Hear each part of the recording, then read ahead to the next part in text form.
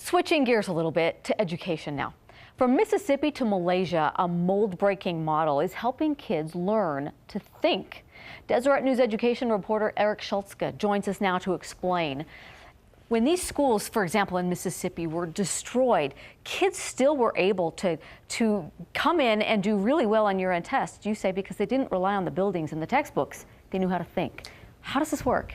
Well, you put kids in command of their own learning. You help them become aware of their own cognitive processes so that they can kind of think outside themselves and watch themselves thinking. And as a result, they command their material and they have places to put the material.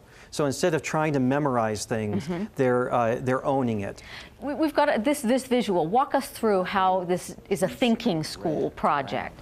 Well, these are categories and things that a child is associating. Oh, this map here is what they call a double bubble, where you can have two different things. You can compare which things are similar, which aspects they share, and which aspects are distinct. So apples and bananas become a visual diagram of. And there's similarities and there's differences, and you can map those in a visual. And you say most of us learn visually anyway. Right. So this makes sense.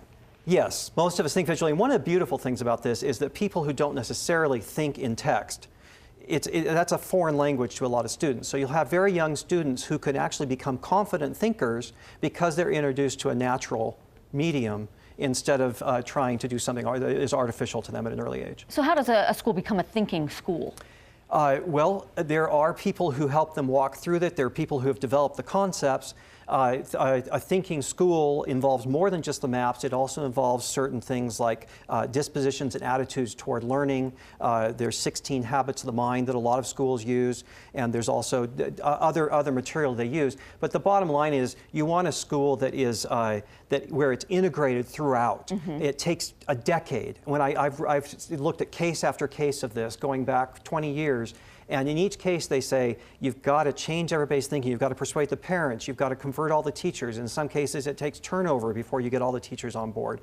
And then after a while it becomes internalized and transparent. But this does take several years. I would imagine, yeah, hard to get in beforehand. It's an international movement though. Yes, it is. It actually started in Berkeley, California. From there it jumped to New Zealand.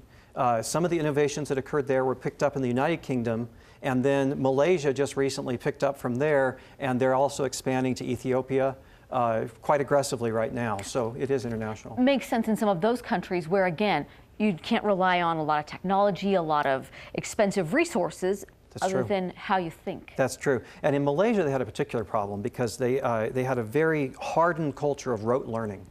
And they are still working to try to break out of that, but they found that their students were actually lousy employees. The government itself went out and adopted this model because they needed to create employees and students who could think and create, problem solve, and collaborate instead of just absorb. All right, well, this is very interesting. We'll see, follow that to see what happens. Thank you. You can read more about education stories by Eric online at national.deseretnews.com.